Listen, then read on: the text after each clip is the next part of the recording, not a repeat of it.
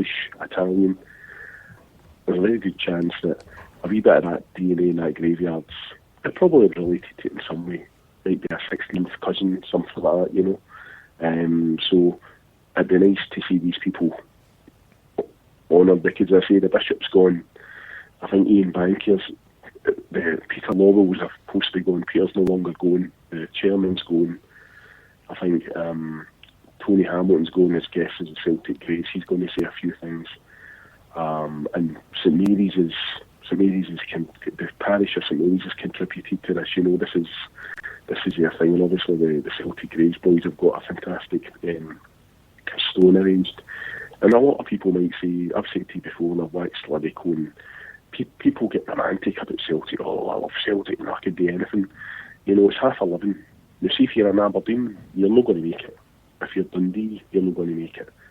See, if you live in Glasgow, you could make that. You know, and it's great because afterwards, as I say, usually Jim Craig's there, you got a few former players there. I mean, stunning about 5 Lisbon lines. I think people pay money to stand with these guys, you know, and the dignity and the services are excellent, mate. So there's that. Then there's the game, and then there's Mr. Paul Larkin's boot launch on the Saturday night. So looking forward to it, mate. You know, it's going to be a quiet wee week to get ready again for the Saturday, mate. You know. We've not got any midweek games this week, no? Do you know what I mean? I don't think so. No. And we play who is it next week? Dundee United, I thought Dundee United. I thought Big Baldy took his goal Bangura-esque today. The Sheriff would have dispatched that like that. He couldn't have fucking scored that one in a month of Sundays. You never know, mate. You never know. I took a couple of pictures. I took a cracker actually at Izagiri taking the corner, and it's like the iPhone sort of like graphic the picture. But as I say, I'll get the text me an email address, and I can send you 2 wee bits of music, mate. But they're lovely, you know. Don't get me wrong, they're not perfect. There's a bit of background noise and some Sixtus in the background, and there's Paddy Brennan in the background as well. So, like, it was good, mate. You know. How's Polly? Is he still gone? Aye.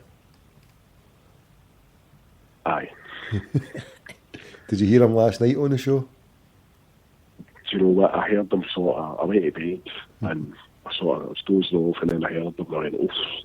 Then I didn't end up falling asleep at 5, and then I was up at 8 to get a shower and get down to the shops and get the messages for the food bank folk and all that. But you know, it was just lovely. Like we Tara, the lassie, and obviously the rest of the guys and the people that volunteered. The guy that made the T-shirts for them, and just brilliantly, and it was just really good to see the folk getting. I wouldn't say rewarded, but just to see a bit of gratification for the stuff they've done, mate, you know. Like folk actually make effort. So that was brilliant, mate, you know. And listen, I know there's a lot of folk out there that's fucking on the borderline themselves, and people think, oh, he's saying that and all that. Nobody can drive up, but seeing that it's that on Twitter and press the RP button and get the message out there, but everybody's done their bit, mate. That's the beauty of social media, you know.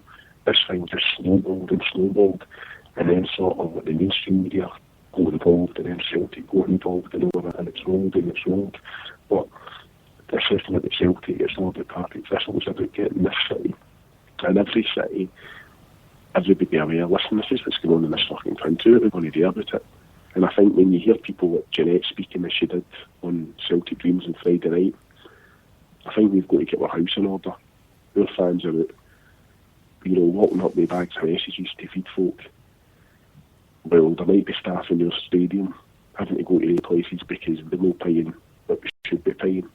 Because, as I always say, Tommy, if you can look at the statue of any of the three guys, but especially Jock Stein and Brother Wilfred, if you can, obviously, Jock Stein, stalwart socialist, man of the people, and Brother Wilfred, you know, got a shepherd for the good folk at East End.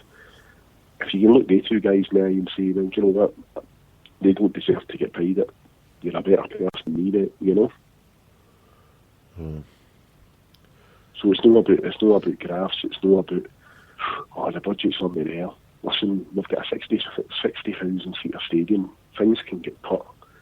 You know, if they're telling me everything's borderline and all that, cut something. You know, get the staff paid.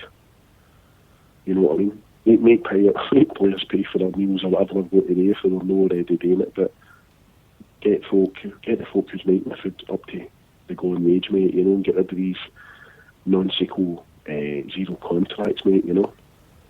They could probably do a whip-run and take 1% off every one of the players' wages just for 1 week, and that would probably pay this thing made for over the year. I mean, 1% of all the players' wages just for 1 week probably would pay for it, because you add all the 20,000 or 10,000 altogether, so you're talking a hefty amount that is getting paid in by Celtic into players, and I think it's sickening, really. It is. I mean, Mr. Lawwell, who can I ask you, who was responsible for sending that out?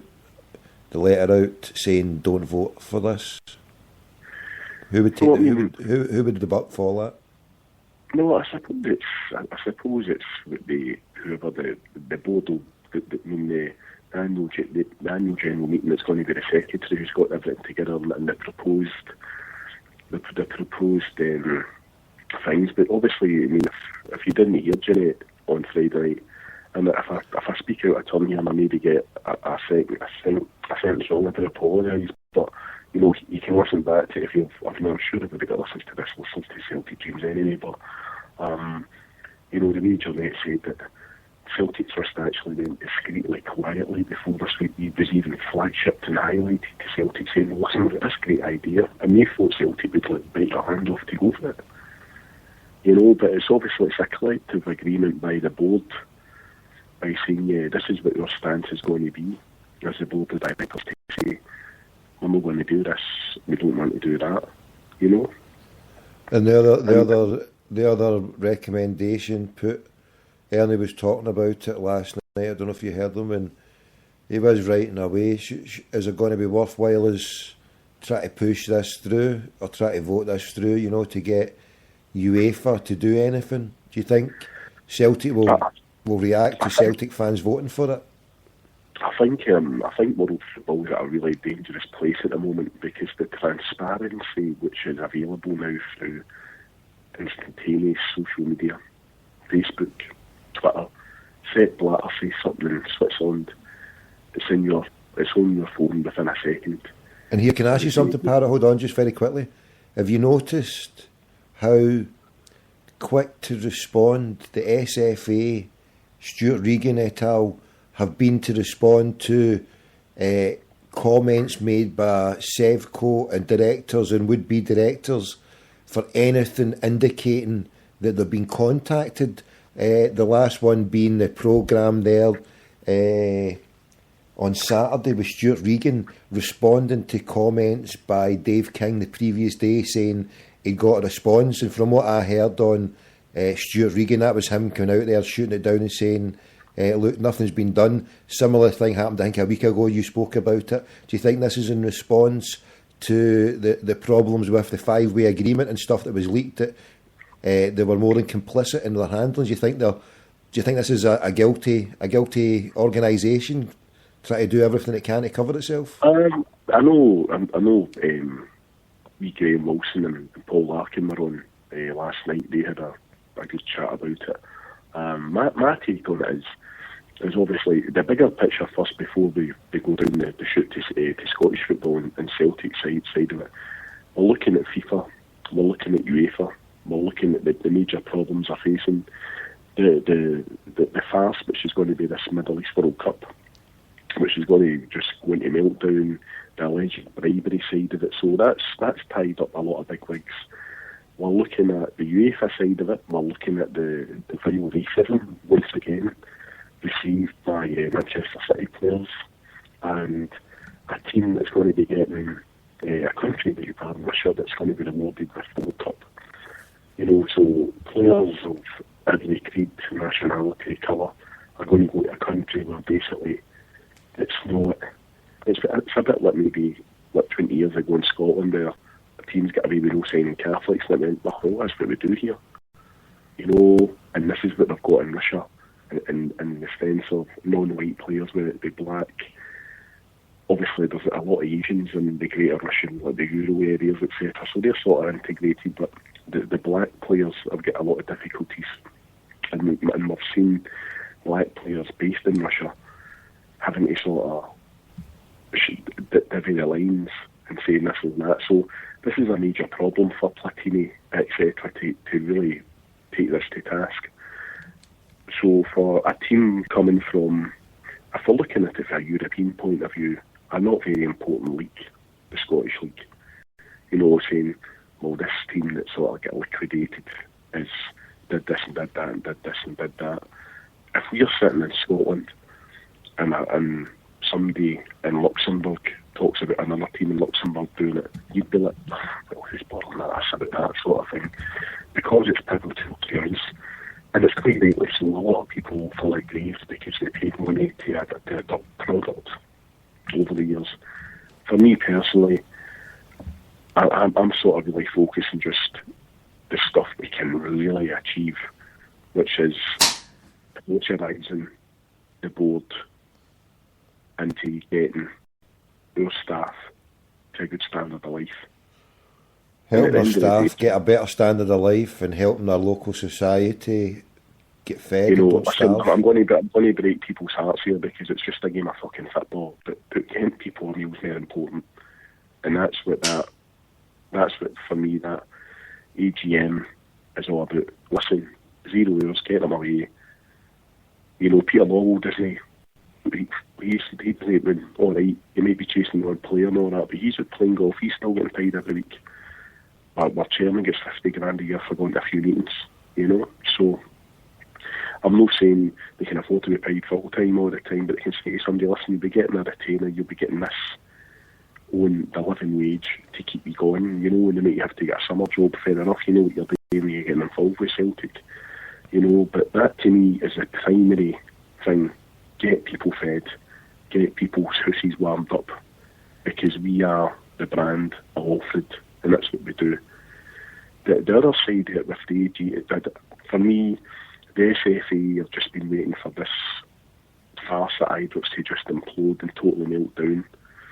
And I think they'd love if the Craig White side of it's going to come out and he owns the stadium, or whatever he does, and the brand, and he's going to boot them out in these deals of nowhere to go and whatever. It's just going to roll on and roll on, Tommy, you know. But for a year I'll put my hands up. I loved it. The Craigie White stuff was brilliant, the Chocolate Green.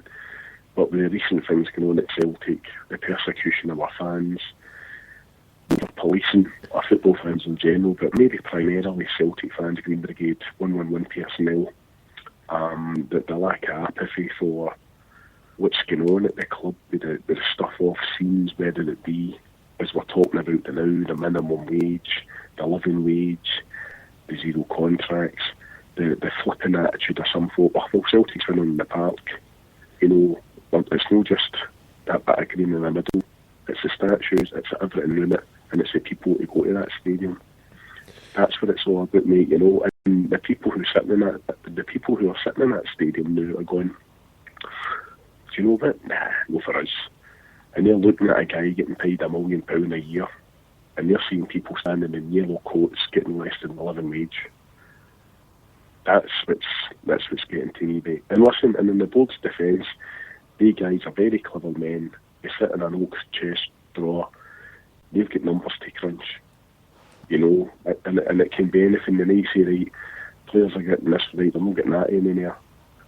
And I know it's a competitive thing, and they're getting the best product that they can, but, you know, there's too many wrongs for me, and I'm obviously, I'm known as a pessimist and a shaker of doom, but if anything, the one thing, you know, I see if they come out in the night, we've made an arse of this, we'll get this addressed as soon as. If we've got a club, imagine we've got a club paying everybody the living wage, and we've got a food bank set up. You know, see the folk who, see the personnel who maybe in the summer having to get jobs because the stewarding's been doing or whatever. Imagine they were utilised to work in a food bank headed at Celtic Park, so they've got an all-year-round wage, Tommy. That's a thing of beauty, mate. And we're capable of doing that. And we, like the first team in these shows to win the European Cup, we can be the first football team to say, we've got an All Year Round food bank